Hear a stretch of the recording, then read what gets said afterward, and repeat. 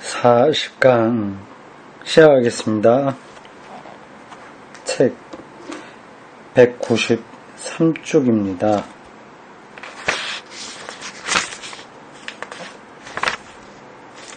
요 대목이 좀 길다고 그랬습니다. 쉘링의 해결 비판입니다. 폴 틸리가 쉘링 중요하게 다루고 있네요. 자, 보겠습니다. 저는 쉘링 이름은 여러 번 들었고요. 그리고 다른 데에서도 그의 철학에 대해서 읽은 경우가 있긴 있는데 정확하게 그 사람의 철학을 말하기는 힘듭니다. 따라가겠습니다. 쉘링은 자연 철학 때문에 유명하게 되었다. 자연 철학.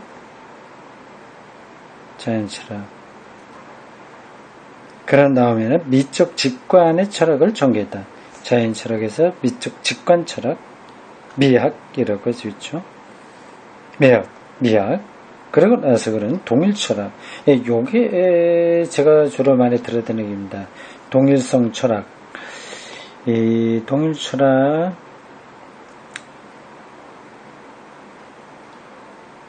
이 참 우리들에게는 낯선 단어죠. 뭐 실존 철학, 뭐 이데아 철학, 뭐 언어 철학, 뭐 중세 철학, 뭐 등등등등. 또 여러 철학자들의 이름을 앞에 붙인 명칭들은 가능한데 우리가 좀 익숙한데 동일 철학이라고 하는 건 확 와닿지 않습니다. 앞에서 몇 번 나오긴 했습니다. 동일이라고 하는 건 영어로 identity를 가리킬 겁니다. 정체성이죠. identitet 독일어로 그렇게 부릅니다. 그 모든 것들 속에 동일성이 있다, 정체성이 있다, 아이덴티티가 있다. 그게 중요하다는 특징 것처럼 보여요. 뭐 그렇게 얼버무려서 이야기하는 것으로 이 동일 철학을 안다 이렇게 말할 수는 없죠. 자연 철학, 자연의 아이덴티티가 다 들어있고요. 미적 직관도 그렇게 연결해서 생각할 수 있습니다. 그는 동일 철학이라고 부르는 것으로서 자기 시대를 닫았다. 자기 시대를 닫았다는 게 뭐예요? 여기에서 그의 모든 시대의 밑바닥에 있었던 원리는 기하학적인 방식으로가 아니라 기하학이요. 도형식으로 딱딱딱딱 맞아 떨어지는 그런 것들이죠. 그 기하학적 방식으로가 아니라 논리적인 방식으로, 더구나 스피노자가 의도했던 것의 최종적인 성취라고 말할 수 있는 방식으로 표현되었다. 기하학적인 거하고 논리적인 거하고 어떻게 다른지 제가 좀 설명할 자신은 없습니다. 뭐 억지로는 할 수 있겠는데 딱 선명하게 말하는 게 쉽지 않아요. 넘어가겠습니다. 이것은 쉘링의 발전에서는 본질주의의 끝장을 의미한다. 본질주의. 쉘링에 의해서 1809년은 카롤린의 슐레겔도 독일 철학에서 유명한 사람입니다. 슐레겔의 죽음으로 중요한 해였다. 슐레겔, 그녀는 그의 밭 슐레겔의 아내였으며, 나는 그 슐레겔의 아내는 잘 모르고요. 들어본 적이 없는데, 여기서 어떻게 된 겁니까? 슐레겔, 우리가 보통 슐레겔이라고 얘기할 때는 이 아내를 가리키나요? 그러지 않죠. 남편 슐레겔을 가리키는 거로 제가 보는데 확실한 건 모르겠습니다. 슐레겔의 아내였으며 셰익스피어의 유명한 번역가였다. 쉘링은 그녀와 결혼했다. 어떻게 된 거예요? 카롤린의 슐레겔이라고 하는 남자의 아내였단 말이에요. 그리고 셰익스피어의 유명한 번역가였는데 슐링이 그녀와 결혼했다고 하는 거는 남편 슐레겔이 죽은 다음입니까? 이혼한 다음입니까? 어떤 거죠? 자세한 이야기는 모르겠습니다. 그녀는 로망주의의 위대한 여성의 한 사람이었다. 그녀의 편지는 이 시기의 고전적 기록이다. 그녀의 이른 죽음은 이게 지금 어떻게 된 거예요? 슐링이 그녀와 결혼했다. 그녀는 죽었잖아요. 여기에 뭔가 혼돈이 있는 것 같습니다. 더 나가보죠. 그녀의 이른 죽음은 슐링에게서는 하나의 무서운 파멸이었다. 참. 카롤린의 슐링이 결혼했는데 일찍 죽었다. 거기까지는 알겠는데 카롤린의 슐레겔은 슐링의 친구 슐레겔의 아내였다고 하는 건데 이게 어떻게 된 건지요. 그 뒤 얼마 안 있어 두 개의 저서가 나왔다. 하나는 플라톤적인 대화 형식을 사용했던 대화록 클라라인데 여기에서 그는 영원한 생명이란 우리의 본질적인 존재 안에 가지고 있는 것, 즉 신에 의해서 주어지는 것인데 그래서 본질화를 의미한다는 그의 사상을 전개시켰다.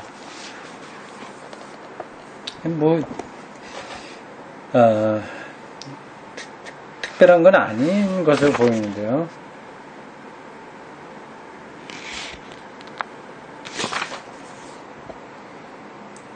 영원한 생명이란 시간과 공간에서 존재가 계속된다는 것이 아니고 어느 누구도 계속 살 수는 없죠.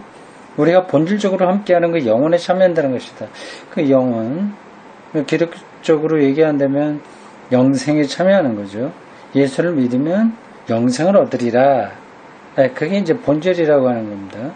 이미 성경에 다 나왔던 얘기죠. 그러나 인간의 정신적인 삶의 역사에서 더욱 중요한 것은 인간의 자유에 관한 그의 저서였다. 아마도 이 책은 가장 중요한 그의 저작일 것이다. 왜냐하면 여기에서 자유 개념이 동일성의 개념을 속으로 뚫고 들어오기 때문이다. 자유 개념이 동일성의 개념, concept of identity. 여기 이런 것들은 원어를 한번 달아주는 게 좋은데요. 동일성이라고 할 때 이게 제가 아는 거로는 아이덴티티인데 혹시라도 다른 거일까 어떨까? 그게 좀 불확실합니다. 이건 원어를 딱 달아주지 번역하신 분이 왜 이렇게 했는지 모르겠습니다. 물론 자유는 선택의 가능성을 전제한다. 동일성, 그것은 영원한 성취다. 동일성. 이 아이덴티티라고 하는 게 정체성도 되고 동일성, 일치, 두루두루 그런 걸 의미하는 거죠. 그러니까 자유 안에서 모두가 다 동일하다. 그것을 본질로 한다. 그런 뜻 아니겠습니까? 그래서 슈트라우스는 슐링에 관해서 말하기를 자유의 원리가 그의 저서 나의 철학 체계의 서술에서 자세히 서술했던 동일성의 원리의 인식으로부터 그를 끌어냈다고 했다. 이 나의 철학 체계의 서술에서 이 책 이름입니다. 그는 스피노자처럼 하나의 목적을 향해서 달리지 않고 명상에 의해서 존재의 힘을 직접 받아들이는 영원 안식에 대해서 말하고 있다. 이 틸리의 이 책이 강의 이를 녹음했다가 그걸 녹취로 푼 거 아니겠습니까? 근데 이런 방식으로 강의해서 학생들이 알아들을까요? 이렇게 책으로 나온 걸 일일이 읽으면서 천천히 생각하며 따라갈 수 있는데 그 강의 현장에서 그냥 말하는 걸 듣고서 이런 정도를 소화할 수 있는 학생들이 흔하지는 않을 겁니다. 그때 신학생들 신대원이죠. 대학 졸업하고 신대원에 온 학생들이 이런 강의를 알아들었을까요? 는 좀 그렇지 않았으리라고 예상이 됩니다. 아주 뛰어난 학생들만 거기 왔으면 모를까. 일반 학생들에게는 이런 강의 수준은 너무 높습니다. 이걸 조금 더 풀어서 설명해 주면 가능하겠죠. 그래서 학생들이 계속 이거를 받아 쓴 것 같습니다. 일단 받아 적어 놓고 나중에 다시 읽으면서 복습한 거죠. 계속하겠습니다. 194쪽 중간입니다. 그러나 이 저작이 나온 다음에 저작이 나의 철학체계의 소설, 내 철학을 스스로 이야기하는 책입니다. 그 다음에 한 가지 일이 일어났다. 만약 여러분이 두 가지 책, 동일 철학인 나의 철학체계의 소설과 인간의 자유에 관하여를 비교해 읽는다면 여러분은 뒤의 책으로 와요. 하나의 새로운 세계에 들어가는 것을 느낄 것이다. 자유에 관한 책에서 새로운 세계를 느낀다. 한 가지 일이 일어났다는 것은 카롤린의 슐레겔의 죽음이란 그의 개인적인 경험을 말한다. 자기 젊은 아내가 죽은 거죠. 그러나 사고의 논리 또한 한 몫을 맡았다. 그것은 다름 아닌 다양성과 변화를 설명하는 필연성. 왜 그렇게 될 수밖에 없느냐 하는 그런 필연성. 그리고 동일성에서 변화로 나가서 다시 자신에게 되돌아오기를 원하는 생명 자체를 설명하는 필연성이다. 어떻게 이것이 설명될 수 있을까? 만일 영원한 바탕이 있어서 여기에서 우리 모두 안에 있는 실체가 영원한 안식이 된다면 우리가 지금처럼 끊임없이 활동하면서 여기에서 살고 있다는 것을 어떻게 설명할 수 있을까? 이것은 자유라는 개념으로 설명되었다. 여기서 이 책에서 말이죠. 아하, 자유. 그렇게 말할 수 있습니다. 다 하나의 본질에서 나왔지만 자유가 있기에 각각 다양하게 살아가는 거죠. 자유는 동일성을 깨고 나온다. 여기서 이 동일성은 그러니까 플라톤의 이데아일 수도 있어요. 개념적으로 보면 그렇습니다. 여기에서 그런 자연 철학의 표성을 사용했다. 그런 신적인 것을 바탕에 두고 두셋의 원리를 생각해냈다. 한편으로는 무의식적인 것, 어둠의 원리, 자기 자신의 모순되는 의지의 원리이고 다른 한편으로는 로고스의 원리, 빛의 원리이다. 여기에는 무의식적인 의지, 신적인 생명의 깊이가 있는 충동이 동일성을 깨고 나올 가능성이 있다. 그러나 이것은 신적 생명 자체 안에서는 일어나지 않는다. 두 원리의 정신적 통일이 이 둘을 언제나 하나로 지탱하고 있기 때문이다. 이런 통일, 정신적 통일을 기독교적으로 말하면 성령의 일로 보여요. 그러나 인간에게서는 피조물에게서는 자유가 동일성을 깨고 나올 수가 있다. 피조물에게서는 자유가 피조물 자체의 신적 실체, 신적 근거에 반역하는 일이 일어날 수 있다. 그래서 슐링은 타락의 신화를 타락신화 창세기에 나온 거죠. 신라곤 그 이야기입니다. 그걸 플라톤 오리게네스 뱀의 계열에 따라 초월적 타락으로 해석했다. 타락은 한 번에 일어났던 사건이 아니고 모든 피조물에게 언제나 일어난 사건이다.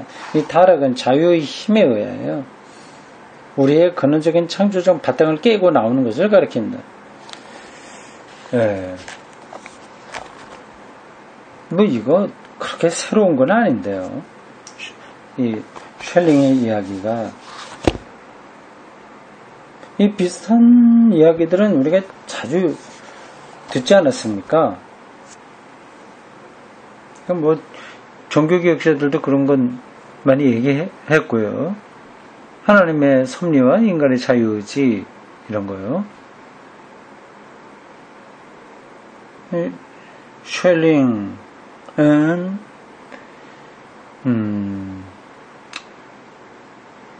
아주 근본적으로 뭔가 새로운 것을 말했다기보다 이미 다 있는 것들을 나왔던 이야기들을 자기 입장에서 새롭게 정리한 거 아닐까 이런 생각이 듭니다. 제가 뭐 다 알지 못한에서 그렇게 말하는지 모르겠습니다. 어쨌든 여기 틸리가 설명하는 이런 정도의 구도 안에서 쉘링이 얘기했다고 한다면 뭐 별로 새로울 것처럼 보이지가 않습니다. 이미 성서가 그러한 관점들은 다 이야기한 거죠.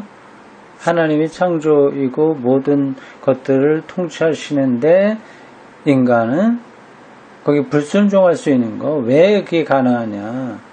그건 인간에게 자유를 주었기 때문이다. 이런 거, 뭐, 기독교의 가장 초보적인 이야기 아닙니까? 다음. 쉘링은 이것이 선악의 문제라는 견지에서 표현했다. 그는 선악의 가능성이 신 안에 존재한다는 것을 보여주었다. 악이 가능한 것은 신적 근거에 자리하고 의지가 자신에게 무엇을 일으킬 수 있기 때문이다. 그러나 신에게는 그것이 분열에 이르지 않는다. 신에게 그 두 가지가 모순적이지 않다는 거죠.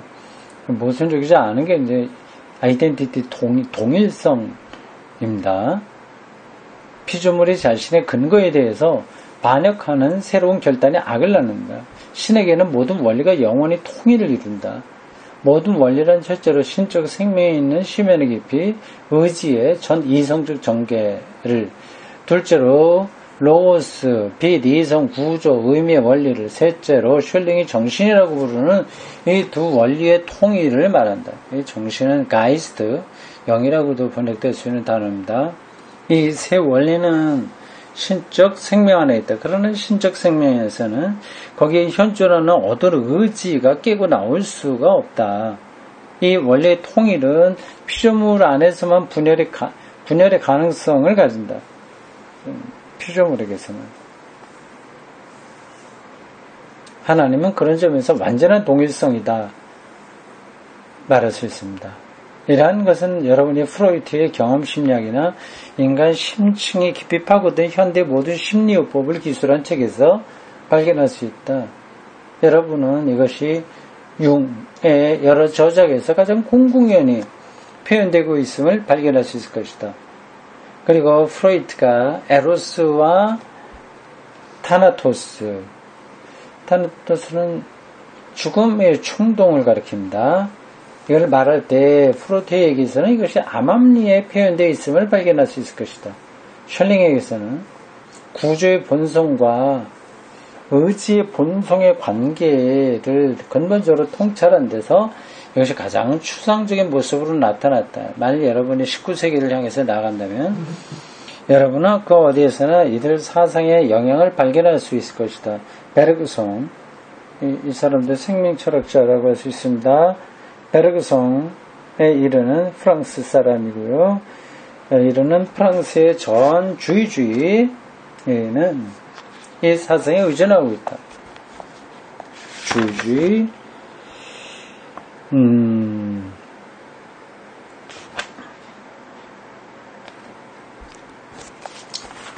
이거 주의주의에 대해서 일정 한번 설명을 했는데,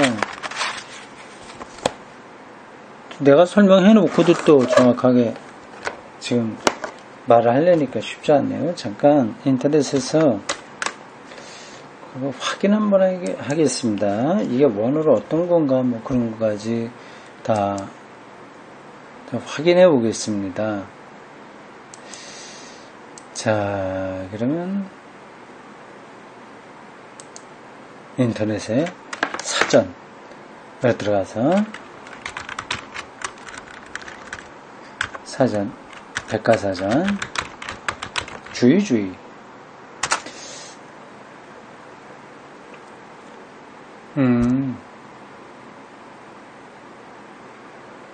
볼룬테리즘이에요. 볼룬테리즘, 주의. 써놔야 되겠습니다. 책에다가 적어놔야 되겠어요. 주의, 그 의지가 많이 나타나는 사상이죠. 이거 볼룬테리즘 맞나요? 볼룬테리즘.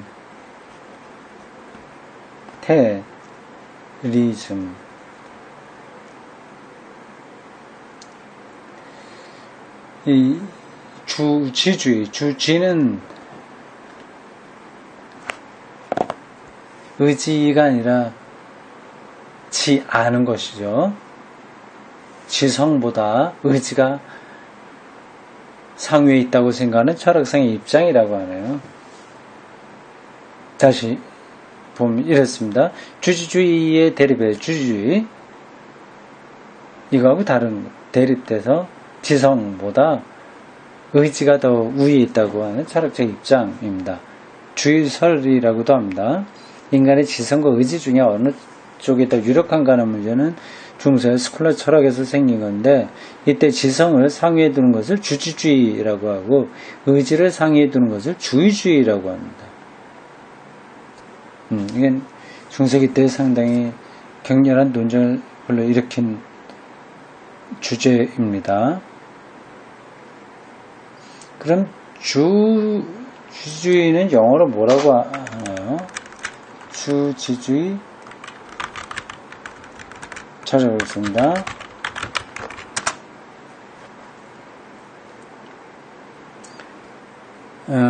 이상이 의지나 감정보다 위에 있다고 하는 겁니다. intellectualism.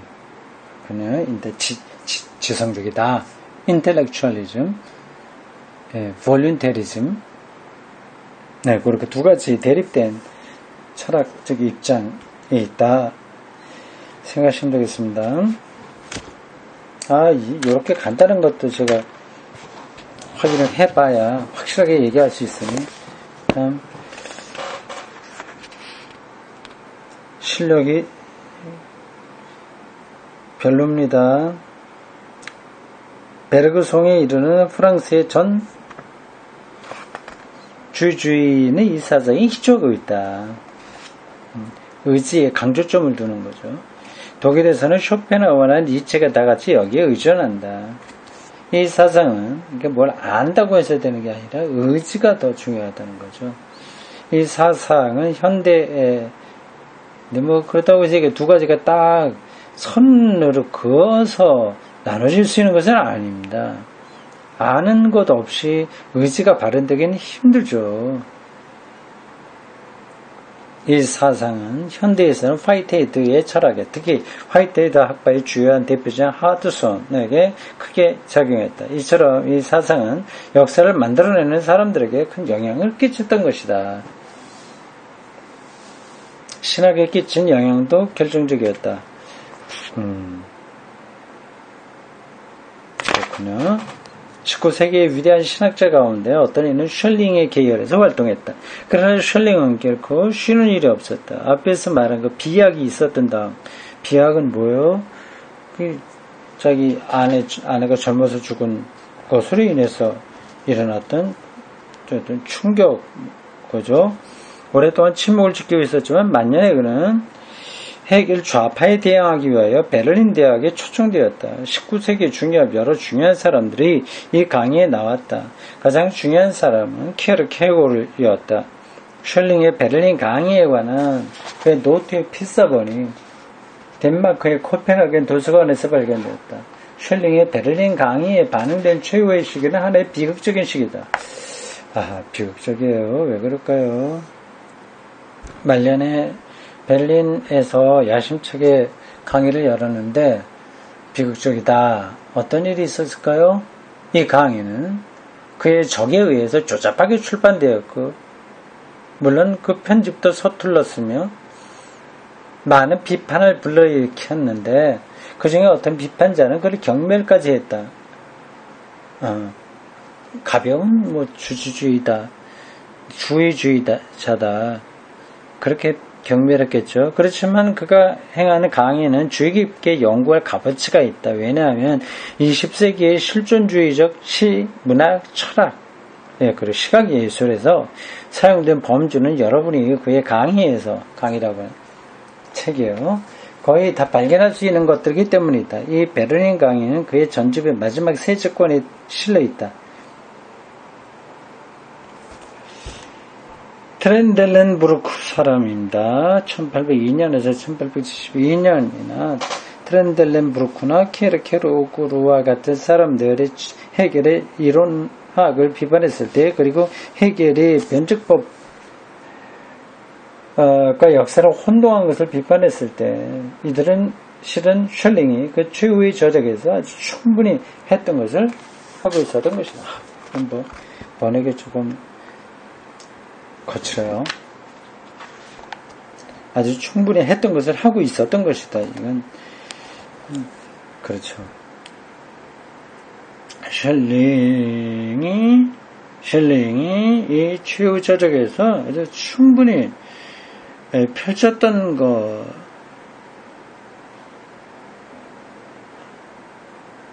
충분히 시도했던 것, 혹은 펼쳤던 것, 어떻게 될까요? 했던 것, 충분히 거기서 작업을 펼쳤던 것을 뒤따라가는 것에 불과했다. 이렇게 해야 되겠죠.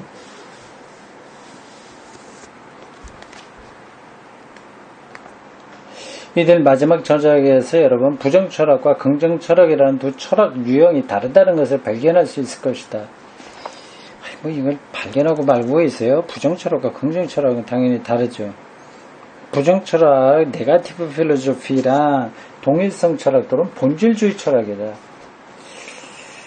이것을 부정철학이라 불렀던 것은 모든 철학이 그래야 하듯이 철학의 구체적인 상황을 사상했기 때문이다. 참 또 이상한 단어가 나오네. 사상. 또 제가 오늘따라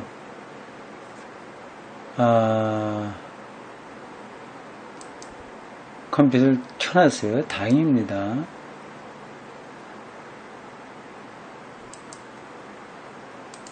이 사상 잠깐요. 철학의 구체적인 상황을 사상하기 때문이다. 이게 사상이라 이게 무슨 뜻으로 있었나요?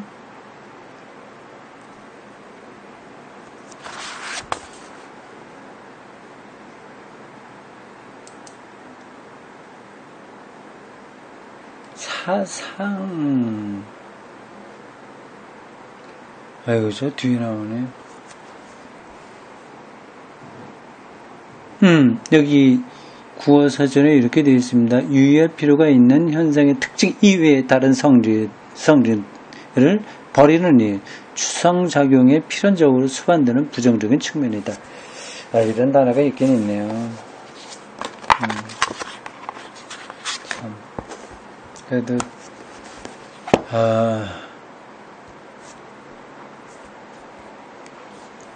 거의 사용하지 않는 단어입니다. 여기 보니 이 사상이라는 단어에 17번째 나왔네요. 그만큼 우리하고 좀 거리가 먼 그런 건데요. 사상. 중요하지 않은 것들을 제해버리는 것. 이것은 이 철학을 부정적으로 평가하려는 것이 아니고 이 철학이 가진 추상의 방법을 지시하려는 것이다. 여러분이 현실의 본질적 구조, 인간의 본질, 동물의 본질, 정신, 신체 따위의 본질에 이를 때까지 구체적인 상황을 사상한다, 제해버린다. 부정철학은 플라톤이 말했던 이디아의 영역을 다룬다. 부정철학은 실증적으로 주어진 것에 대해서는 아무것도 말하지 않는다. 인간의 본질은 인간이 시간과 공간에 존재한다는 사실에 관해서는 아무것도 말하지 않는다. 반면에 긍정철학, 앞에 것은 네거티브 필로소피예요. 소극적이라고도 하는 거죠. 네거티브. 긍정철학은 포지티브 필로소피입니다. 그것은 실증적이라고도 합니다.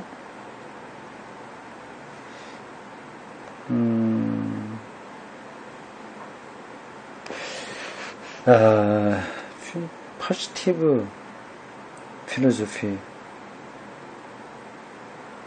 실증 철학인데 여기서 긍정 철학이라고 했어요. 이 말은 우리가 오늘 실존주의라고 부르는 것과 같은 뜻을 나타낸다. 그래서 긍정적인 건 시간과 공간의 현실적인 상황을 다룬다. 이것은 부정적인 측면이 없이는, 다시 말해서 실제 본질적인 구조가 없이는 불가능하다. 나무가 존재하기 전에라도, 나무의 존재가 이 땅 위에서 아주 사라져버린 뒤에라도 나무라는 본질의 구조가 본질적으로 존재하지 않는다면 한 그루의 나무도 있을 수 없게 될 것이다. 인간의 경우도 마찬가지다. 인간의 본질은 인간의 세상에 태어나기 전부터 영원 전부터 주어져 있다.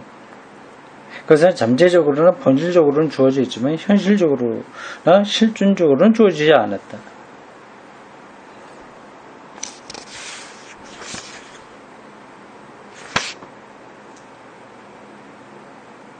이게 뭐 별로 이건 우리에게 해당되는 게 아닙니다. 조금 건너뛰겠습니다. 198쪽입니다. 5째 줄이에요. 쉘링은 실존주의적인 물음만을 묻지 않는다. 그는 또한 거기에 종교적인 대답을 내리려고 한다. 그는 고전주의적 그리스도교의 대답을 주려고 한다. 케르케고르가 경건주의와 신앙 부흥주의의 신학에 가까운 데 대해서 쉘링은 정통주의에 훨씬 더 가깝다.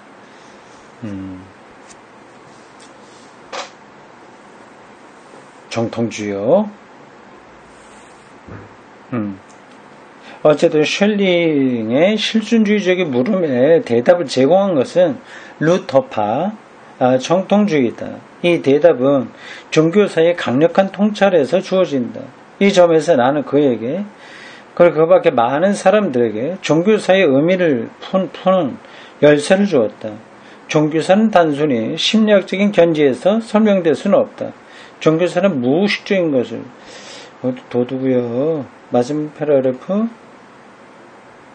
마지막 두 번째 198쪽 밑에서 5째 줄. 그래서 종교의 여러 유형은 인간을 붙잡는 여러 가지 존재의 힘을 표현한다. 종교에서 볼 수 있는 무서운 희생, 종교사에서 보이는 놀랄만한 진지성, 그리고 종교는 인간의 역사 가운데서 가장 영광스러운 부분이기도 하고 가장 잔인한 부분이기도 하다는 사실, 이 모든 것은 종교가 자의적인 사고의 문제가 아니고 인간이 만나는 존재의 힘의 문제라는 사실에서만 이해될 수 있다. 그는 이 빛에 비추어서 종교사의 내적 투쟁, 무서운 투쟁을 설명한다. 슐링을 이 틸리가 많이 다뤘네요. 끝으로 이렇게 얘기합니다. 이것으로서 슐링에 관한 나의 고찰은 끝났다. 그는 해결의 중요한 가장 강력한 비판자였다는 것을 여러분 알게 되었을 것이다. 그러나 그는 위대한 종합에 대한 단순한 자연주의적 반대 또는 세속주의적 반대로 돌진하는 비판자가 아니고 그 비판을 기초로 해서 새로운 종합회로의 동기를 제공하는 비판자다. 됐습니다. 폴 틸리가 쉘링 전공자라서 그 박사학위 논문이 쉘링을 주제로 한 거겠죠. 제 기억은 그렇습니다. 그래서 쉘링을 이렇게 많이 했는데 기독교 신학의 역사에서는 그렇게 폴 틸리가 강조할 정도로 중요한 인물은 제가 보기에는 아닙니다. 일단 뭐 우리가 들어서 손해본 건 없습니다. 여기까지 됐고요. 그 다음에는 조금 실질적인 유럽에서의 교회 운동, 우리에게 익숙한 그런 이야기들, 철학적인 것보다도 실제 교회 역사적인 것, 그런 거를 다루게 됩니다. 여긴 좀 어렵지 않게 우리가 따라갈 수 있을 것 같습니다. 여기까지입니다.